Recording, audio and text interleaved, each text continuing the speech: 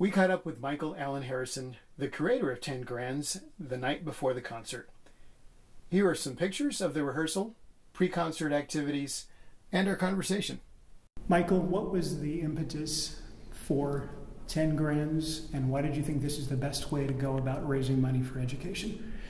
Well, it started about 20 years ago. I do lots of artisan residences in schools, and I probably do about a dozen of them every year. I love going and working with the kids.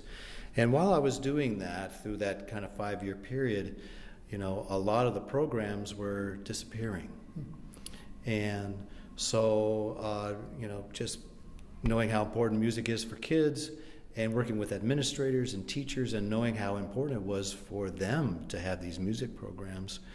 At the time, I was complaining just like everybody else. Why is this disappearing? Why is this going? And so instead of being a complainer, I decided to be a doer. And I said, I have to stop complaining. I want to do something about this. And so I started the Snowman Foundation. And we had our first board meeting, and we were talking about ideas on, how do we fundraise for this? We need to do something. I'm an entertainer, I'm a producer, I'm a composer, so I create things. So, I'm in show business. So why don't we create a show that can be a vehicle to raise money and awareness while we're also entertaining and showing off, basically. I mean, we got really great, artists in this show, and then we include really great young artists, and we weave them into the show as well. So as we're doing this giant extravaganza, we also weave the thread in how important music education is for our community and our kids. When did you start this? Our first show was 15 years ago in Portland, Oregon at the Army Schnitzer Concert Hall. And so we just finished doing our 15th show down there, and then we decided also to bring it here to Seattle, and this will be our 8th show that we've done here. So it's become a great tradition in both cities, and we're going to expand and go to other cities as well. What do you think makes it successful? Well, first of all, 10 Grands, how often do you see 10 grand pianos on stage at the same time with 10 different pianists? There's no other show like it in the world. So I think that's interesting for people to want to come and hear that. And because we done the show several years, it has a great reputation.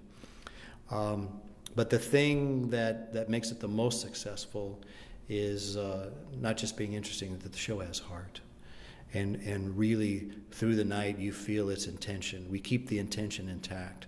The model for the show is that we have certain amount of expenses for the show, to pay some of the artists and the crew and the lighting, all that kind of stuff for the hall. But once those expenses are paid for, the rest of it is all clear for music education.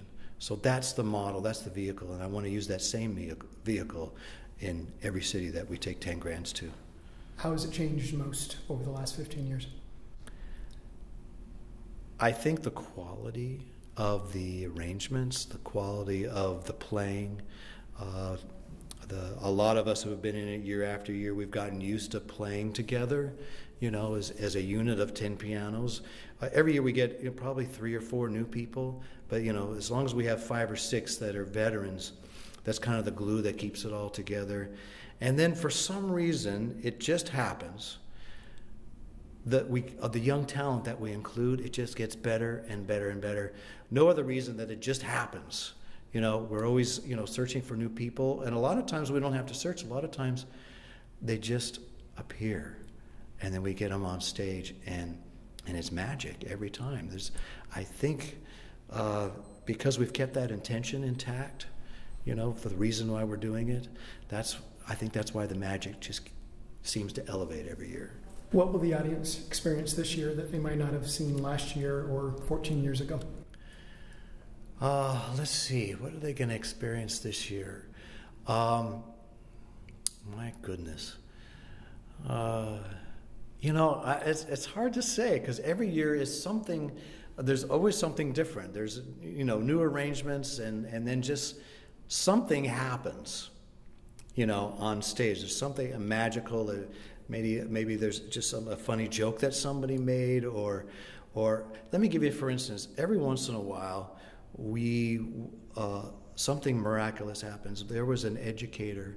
She's close to 90 years old, and she was in the lobby, and she was playing with some of the kids as everybody was coming in.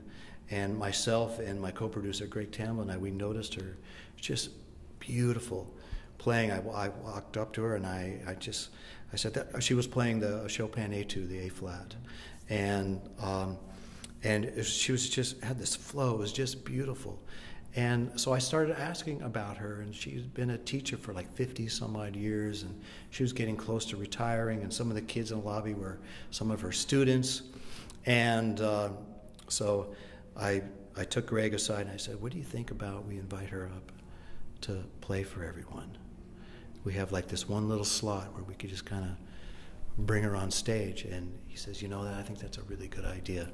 And so I talked to her daughter, and I asked her daughter first how she would feel, if she would be comfortable doing that. She would love to do it. And so we asked her to come up on stage, and I thought she was going to play the Chopin Etude, but instead she played this incredible arrangement of Amazing Grace. And there wasn't a dry eye, in the whole auditorium. And I explained to her we had met her in the lobby, and we asked her, and she's been an educator for so long, and we were just honored to have her here, and we wanted to honor her and her contribution to her kids and her community. And she got up and played this piece for maybe 2.5 minutes, and there was tears, and then when she was finished, everyone leaped out of their seats. So that's the magic that happens at 10 Grands. Yeah. 10 years from now, what is the legacy you hope you leave behind with 10 Grands? I'm hoping that when I leave it behind, that the younglings coming up that we're including in the show are going to take over. And so it's really my prayer by 2025 that we're in like 20 to 40 cities and touring around the world, and everybody knows about 10 Grands, and everybody knows how important music education is, and everybody starts to get it that we all should have a piano in our living room, All of our kids, no matter their socioeconomic status, where they come from, that we need to find a way for everyone to participate in learning music, because it makes you smarter, and it helps with all the other disciplines. And it's one of the only activities that uses your entire brain. The other activity is learning a new language. It's those two activities that expand our focus power, our brain power, and it's in the center. If you put it in the center of the palm of your hand and it shoots out to your fingers, that's the center that supports all the other disciplines and creates much higher learning. And the other thing that it does is, especially as they get older and they start to participate in music with groups of people, whether they're singing in a choir or you're in an orchestra or singing in the band, whatever it happens to be, there's a socialization that happens. There's group goals that happen. Memories are created, and those are things that kids carry for their whole life. I know I have, because I had those opportunities.